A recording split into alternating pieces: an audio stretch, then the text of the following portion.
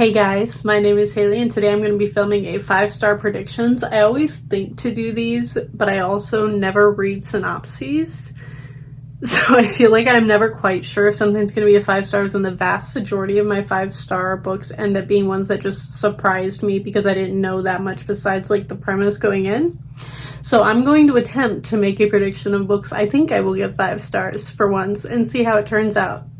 See if I'm good at predicting this, because so far I have not been able to. I've picked out 5 books that I've just heard about. I've been watching so many booktubers and like trying out new booktubers to try and get more recommendations recently, since my reading tastes have obviously changed quite a bit in the last like year or so, or especially the last 6 months. So I've been trying to find like recommendations of books I don't hear about in the like booktube spheres I've been in for the last several years. Picked out 5 books and I'm just going to show them to you and hope for the best that I do end up liking them. Otherwise I'm going to come back here in a couple months once I've read all 5 of these and be like, maybe never mind.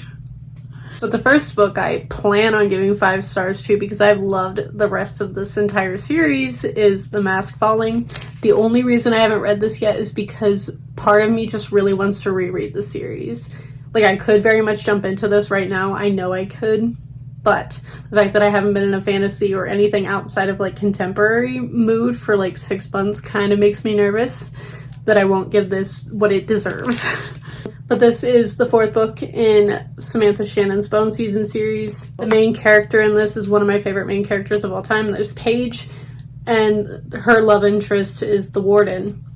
And they are like the only ship I have in all of books anymore that I'm actually obsessed with both of them. I like binge read the other 3 books and the novella very quickly, like quite a while ago, like a year and a half ago. And I feel like this series just deserves a reread whenever I'm back in the rereading mood. I hope to give this 5 stars, and I will be honestly shocked if I don't. And then from there, it could just be like a 50-50 of whether or not I will actually enjoy these, or I might hate them, who knows, with the rest of these 4. The next one I'm the most confident in is Birthday by Meredith Russo. Spoiler for my June wrap-up, I just read this author's first book, If I Was Your Girl, and it was fantastic, and I gave it 5 stars, and I cried a lot. So again, would be very surprised if I do not love her other book. My friend prefers this book over If I Was Your Girl, and that just blew my mind because If I Was Your Girl was heartbreaking and so important, and I just sobbed my way through all of it. Next up is a book I literally heard of like 2 days ago, and I was like, that sounds like a John Mars book, sign me up. And that is The Couple by Helly Acton. I've never heard of this author. This book was impossible to find in America. I think the author is British, which is also the case with John Mars. Usually I have to order through Book Depository because his books are harder to find here. And the only thing I heard about this premise was that this is a world in which the roles are switched, where most people, like the vast majority of people on the planet, are single and are very confused when people choose to be in a relationship. So the people in relationships are ostracized, and I was like, that sounds absolutely fascinating, and I'm so down for that social commentary, so I'm so excited to read this. I ordered it from Book Depository, and if I don't love it, I'll be very upset because that's one of the most fun premises I've heard in a very long time.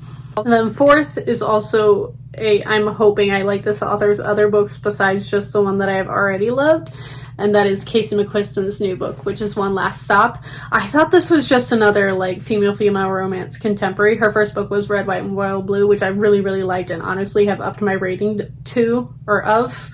since I read it to a 5 star. Or like a 4.75, because it has stuck with me since then. And I've heard this one has sci-fi elements, or like just like a very, very loose sci-fi element of this girl who gets on a train, discovers there's a girl there who is stuck in a time loop, and she's trying to help her get out of it, and they have a romance. And it sounds perfect. And I've honestly been loving sapphic romance stories recently, so I'm hoping that I will absolutely adore this one, even more than I did Red, White, and Royal Blue. Also, I'm hoping the fact that the hold list for this book is like 200 people long on both of my library sites for Overdrive means that everybody's enjoying it and loving it, so there's that.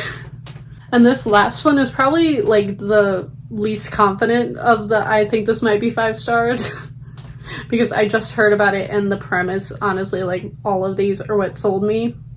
I basically go off premise or author.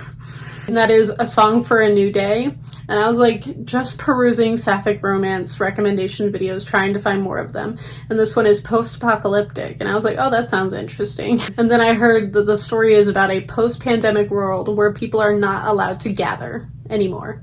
And I was like, that sounds very familiar and very reminiscent of what's going on right now, and was a very likely possibility had we not gotten a vaccine. So that sounds terrifying. And so I immediately looked it up and added it to all of the books that I will be looking for when me and Kate go book shopping in the next couple of weeks when she comes out here. And I'm hoping that I adore it based on that premise alone, and also the fact that I've been enjoying sapphic romances recently. And yeah, those are my 5-star predictions. I will assume that I'm going to make a wrap-up of this in the next couple of months, hopefully sooner rather than later, because it's only 5 books, and they're all ones that I'm very, very excited to read.